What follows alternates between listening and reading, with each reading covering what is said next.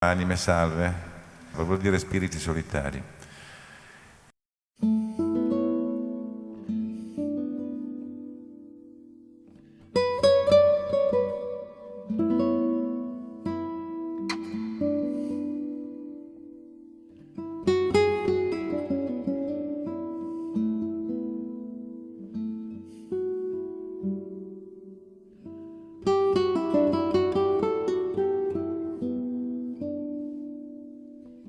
Sostanzialmente, quando si può rimanere soli con se stessi, io credo che si riesca ad avere più facilmente contatto con il circostante.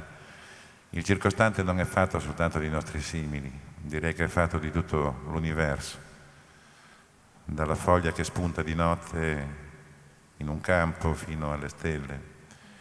E ci si riesce ad accordare meglio con questo circostante. Si riesce a pensare meglio ai propri problemi, credo addirittura che si riescano a trovare anche delle migliori soluzioni. E siccome siamo simili ai nostri simili, credo che si possano trovare soluzioni anche per gli altri.